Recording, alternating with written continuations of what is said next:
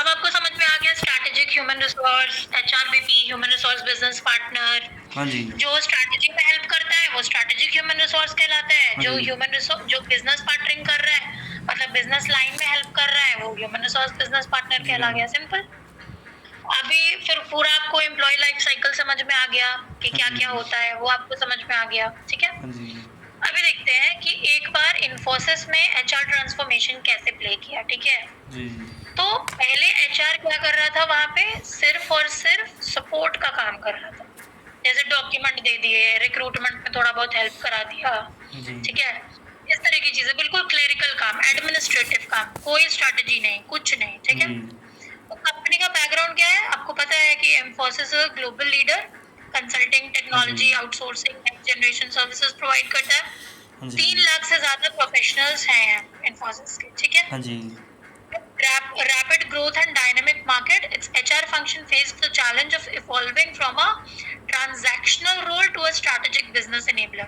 मैंने आपको पहले भी बोला था कि एचआर पहले क्या काम करता था, एकदम पर्सनल वाला रूम, एकदम क्लेरिकल वाला हाँ काम। जी। उसको कोई मतलब नहीं होता था कि कितने लोग इनको रिक्रूट करना है, क्या करना है, कैसे करना है, कोई स्ट्रैटेजी के साथ काम करनी है कि नहीं करनी है, हाँ जी। कोई ये सबसे मतलब नहीं था। लेकिन धीरे धीरे इन्फोसिस में क्या हुआ, ये चेंज आना शुरू हुआ। एडमिनिस्ट्रेशन के साथ साथ हम लोग इन्फोसिस वालों ने स्ट्रैटेजी भी शुरू कर दिया करना। हाँ जी। ठीक है। अभी देखो आप थोड़ा सोचो इस चीज को कि अब जहाँ पे 3 लाख से ज्यादा लोग हैं, अब सबकी सैलरी बनानी है, तो 3 लाख लोगों की सैलरी अगर हम एक्सेल पे बना रहे हैं हाँ जी। और बिल्कुल मैन्युअली बना रहे हैं, तो बहुत डिफिकल्ट होगा वो हाँ करना। जी। अब अगर रिक्रूटमेंट कर रहे हैं और सबका एक एक बंदे का सीवी खुद से देख रहे हैं, खुद हाँ से जी। पढ़ रहे हैं, तो वो डिफिकल्ट होगा। एटीएस अगर नहीं यूज कर रहे, हाँ जी। एप्लीकेशन ट्रैकिंग सिस्टम नहीं यूज कर रहे, हाँ जी। कीवर्ड्स के थ्रू हम नहीं जा रहे, टेक्नोलॉजी का यूटिलाइजेशन नहीं हो रही हाँ जी। कंपनी में, तो डिफिकल्टी होगी। हाँ जी। ठीक है। तो जब डिफिकल्टी हो रही थी तो सारी चीजें इतनी मैनुअल थी कि वो स्लो हो रहा था। ठीक है। हाँ जी। तो लोग भी नहीं आएंगे, अट्रैक्शन नहीं हो रहा था टैलेंट का, हाँ जी। स्पेशलाइज्ड टैलेंट का, क्योंकि आईटी सेक्टर की कंपनी है इन्फोसिस, हाँ जी। है ना।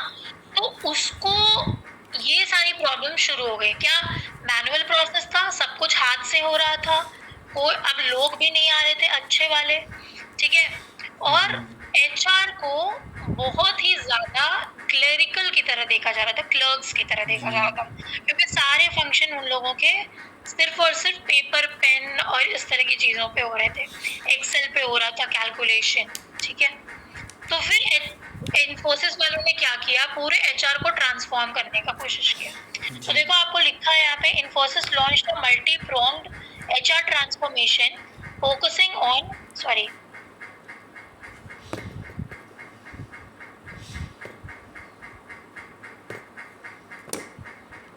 कहाँ गया, हाँ, focusing on digitalisation, talent management and employ separation, employ experience.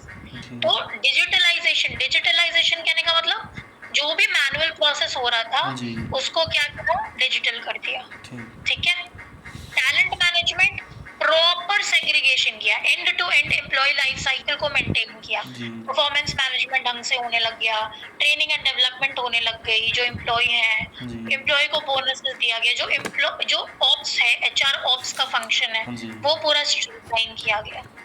कैसे कैसे, डिजिटल एचआर प्लेटफॉर्म लाके। हाँ जी। अभी जो मैंने आपको बोला था कि वर्क डे स्पेशलाइजेशन होता जी। है ना, जैसे कि एसएपी है, SAP success factor, work day, Zoho, ये सब क्या है, ये सब एचआरएमएस टूल्स हैं, जी। ताकि एक ही जगह पे सारा काम हो पाए, एक ही जगह पे हम उसका परफॉर्मेंस भी मैप कर पाए। अगर कोई ट्रेनिंग देनी है किसी को तो वो ट्रेनिंग भी एक ही जगह से ले ले, है ना। उसकी सैलरी स्लिप एक ही जगह पे, एक ही विंडो में आ जाए, टैब्स अलग अलग होके। तो ये सारा एचआर का प्लेटफॉर्म बनाया गया ताकि जितना भी मैनुअल प्रोसेसेस था वो खत्म हो पाए। समझ गए आप? जी। देखो तो पहला लिखा है लाइन, आपको स्क्रीन दिख रही है मेरी केस स्टडी वाली? हाँ जी मैम।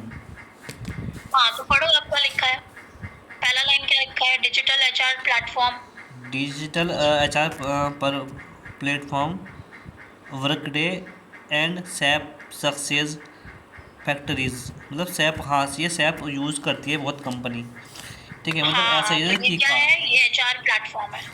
वर्कडे भी एक एचआर प्लेटफॉर्म है, हाँ जैसे जी। जोहो है, अच्छा जैसे वर्क केका डे। एचआर। अच्छा अच्छा। हाँ, ठीक। ठीक है, हाँ वैसा ही है ये भी। ठीक है, ये क्या करती है, एचआर के talent acquisition, performance management, learning, ये सब को एक ही जगह पे ला देती है। ठीक ठीक है, ठीक। हाँ कोई जी। भी जो भी एम्प्लॉय है वो अपना यूजर आईडी पासवर्ड डाल के उसको लॉग इन कर सकता है। ठीक। फिर दूसरा स्टेप क्या लिया, एआई ड्रिवन रिक्रूटमेंट करना शुरू किया। हाँ जी।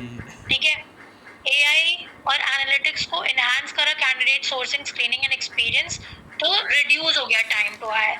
अभी सपोज करो, जैसे अगर इन्फोसिस में एक वैकेंसी निकली, हाँ जी। For example senior software developer की, हाँ और जी। उसमें कुछ कुछ languages, C plus plus, Java, Python, कुछ कुछ लैंग्वेजेस कंपलसरी था कि ये सब आने चाहिए हाँ जी। कैंडिडेट्स को। अभी अगर हम मैनुअल प्रोसेस से चलें, जो कि हाँ जी। रिक्रूटमेंट का मैनुअल प्रोसेस होता है, तो सबसे पहले हमें क्या करना पड़ता है, जेडी बनाना पड़ता है टाइप करके। हाँ जी। फिर जेडी बनाने के बाद उसको हम पब्लिश करते हैं अलग अलग साइट्स पे। हाँ जी। उसके बाद फिर जब रिज्यूम आता तो एक एक करके उसको पढ़ते, फिर कॉल करते, फिर पूछते, स्क्रीनिंग लेते, फिर इंटरव्यू शेड्यूल करना, फिर बंदा सेलेक्ट होगा नहीं होगा, कभी आया कभी नहीं आया, हाँ जी। कभी इंटरव्यू दिया कभी नहीं दिया। तो ये देखो, सबसे पहले तो रिज्यूम पार्सिंग ही एक आपस अंदर से बहुत बड़ा टास्क बन जाता है। 100 रिज्यूमेज आ रहे, 150 आ रहे, हाँ जी। 1000 आ रहे। अब 1000 रिज्यूमेज को अब एक एक करके पढ़ने बैठोगे तो एक बंदा कितना टाइम लगा देगा पढ़ने में, समझ हाँ रहे हो बहुत आप? टाइम लगता है। हाँ जी। राइट, तो उसको केटर करने के लिए मैंने आपको बताया था कि एआई का यूज करते हैं, कीवर्ड्स का यूज होता हाँ है, जी। एटीएस का यूज होता है, जो मैंने आपको दिखाया भी था कि कैसे एप्लीकेशन ट्रैकिंग सिस्टम काम करते ठीक हैं, ठीक ठीक। कीवर्ड्स कैसे यूज करते हैं, हाँ जी। है ना, जेडी और आपका रिज्यूमे हाँ कैसे जी। पार्स करता है, राइट। तो वो यूज करना शुरू कर दिया इन्फोसिस में, जिसकी वजह से टाइम टू हायर जो है वो रिड्यूस हो गया। ठीक ठीक। अभी आपको मैंने पहले भी बोला था कि टाइम टू हायर क्या होता है। हाँ टाइम टू हायर वो होता है जो कोई भी प्रोफाइल इतने टाइम में हमें हायर करनी है। हम्म, इतने टाइम में हायर करनी है। 42 डेज। उससे कैलकुलेट कैसे करते हैं टाइम टू हायर, कब से कब तक बोला जाएगा? जैसे फॉर एग्जांपल मैंने बोला कि इस बंदे का टाइम टू हायर जो है वो 30 दिन का है, हाँ जी। ठीक है, प्रोफाइल का टाइम टू हायर 30 दिन का है, तो आप कब से कैलकुलेट करना शुरू करोगे? अच्छा जब से उसका इंटरव्यू हो जाता है। नहीं, और interview selection. Time interview selection time to hire कैसे, आप पढ़ नहीं रहे हो क्या बिल्कुल भी? अच्छा टाइम टू हायर, हाँ सॉरी, टाइम टू हायर वही होता है जब जब से सब किसी ने ये दे दी कि हम मुझे किसी ने ये वाली प्रोफाइल दे दी, ठीक है, और हाँ, आज से मुझे प्रोफाइल हाँ, दे दी, तो वो जब से ही टाइम आ जाता है उसमें। हाँ, और कब कब एंड होगा? जब तक वो ज्वाइन नहीं करता ऑन, ठीक है। सही, हाँ जी। ऑन सही, बोर्डिंग जी। ठीक है। हाँ जी। तो सही, तो अभी देखो, अभी अगर मैंने मशीन के थ्रू रिज्यूमेस को पढ़ाना शुरू कर दिया कीवर्ड्स के माध्यम से, हाँ जी। तो मेरा टाइम टू हायर बढ़ेगा या घटेगा? घटेगा। राइट, तो ये मेरे लिए अच्छा है या मेरे लिए बुरा है? अच्छा रहेगा, टारगेट कम हो बिल्कुल जाएगा। सही। तो हाँ अब जी। आप समझ गए कि एआई को कैसे यूज करते हैं हाँ जी। रिक्रूटमेंट में।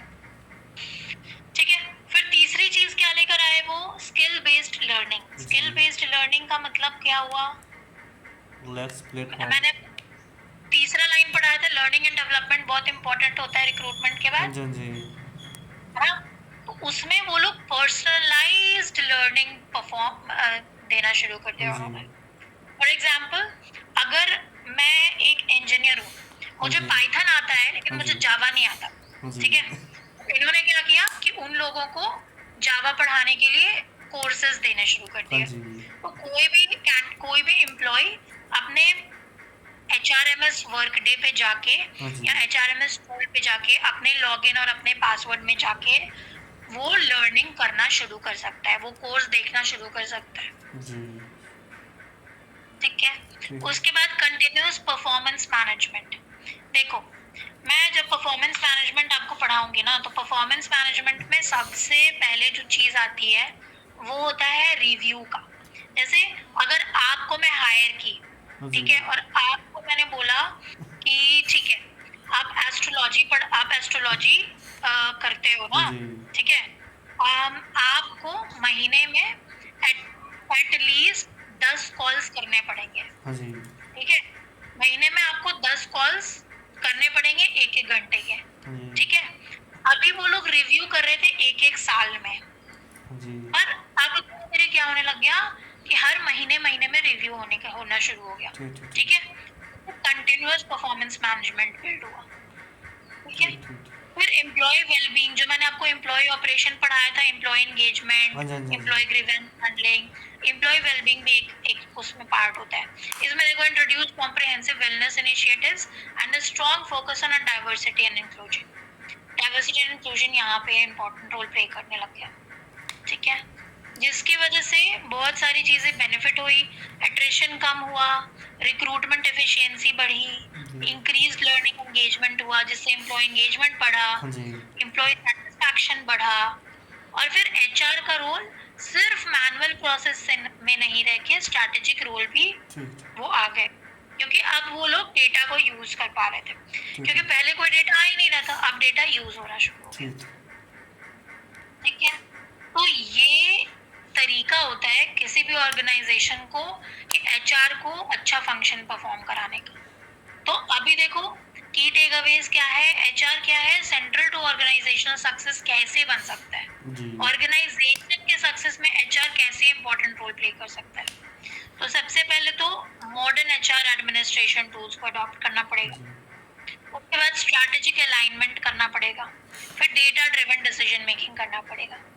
ये ठीक। क्वेश्चन आपसे पूछा जा सकता है इंटरव्यूज में अच्छा। कि how can HR be used as a business partnering और in in mapping the success of the organisation, ठीक है। ठीक। तो पहले तो टैलेंट रिटेंशन, जो भी आपका कंपनी ग्रोथ, हाँ जी। ऑपरेशनल एफिशिएंसी, ये सब तो आपको लाना ही होगा एचआर के थ्रू, एडमिनिस्ट्रेशन के थ्रू जो आप करते हो। हाँ जी। बाकी मैंने आपको पहले ही एचआर स्ट्रैटेजी पढ़ा रखी है हाँ जी। कि बिजनेस के गोल को कैसे हम टैलेंट स्ट्रैटेजी से लिंक कर सकते हैं। जो मैंने आपको बोला था कि 10 करोड़ का प्रॉफिट चाहिए, तो एचआर डिसाइड करना चाहिए कि कितने लोगों को हायर करना है, हाँ जी। कितने बजट में हायर करना है, कितने दिन में हायर करना हाँ जी, है, हाँ जी। ये ठीक सारा स्ट्रैटेजी में आता है, ठीक ठीक। जितने भी थिंकिंग वाली चीज है, हाँ जी। ठीक है। और बाकी फिर तीसरा क्या होगा, leveraging data and analytics transforms HR from a reactive function to a proactive. For example, मैं एक्सेल पे खोल के चार्ट बना के ये आज की डेट में डिसाइड कर सकती हूँ कि अगर मैं 10 करोड़ के प्रॉफिट को जनरेट करने के लिए 10 बंदों को हायर करने की जगह पे अगर मैं 5 बंदे को हायर करूँ तो मेरा कॉस्ट कम लगेगा, हाँ लेकिन जी। मेरा आउटपुट ज्यादा निकलेगा। अच्छा। तो ये सब मैं कैसे कर सकती हूँ, टूल्स को यूज करके, एक्सेल को यूज करके। ठीक ठीक तो ठीक वहां पे पूरा डिसीजन मेकिंग एक्ट होगा, डेटा बैक्ड होगा, समझ गए ठीक आप? ठीक ठीक। ओके,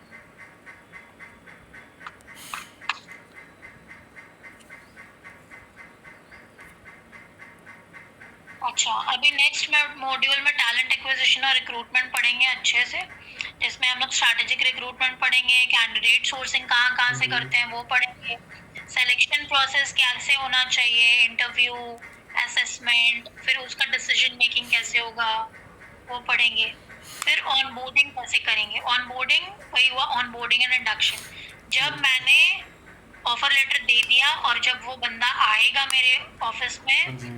तो उसको क्या क्या चीजें देनी है, कैसे देनी है, उसका आईडी जनरेशन, उसको लैपटॉप देना है, उसको एसेट्स देने हैं, वो सारी चीजें ये ऑनबोर्डिंग में आता है। तो उसको ऑनबोर्डिंग का बेस्ट प्रैक्टिसेस क्या क्या होता है वो पढ़ेंगे, ठीक ठीक। समझ गए? बस। ओके, तो ठीक है, आज का क्लास यहीं पे खत्म करते हैं, और आप प्लीज पढ़ के आइए, हाँ क्योंकि श्योर।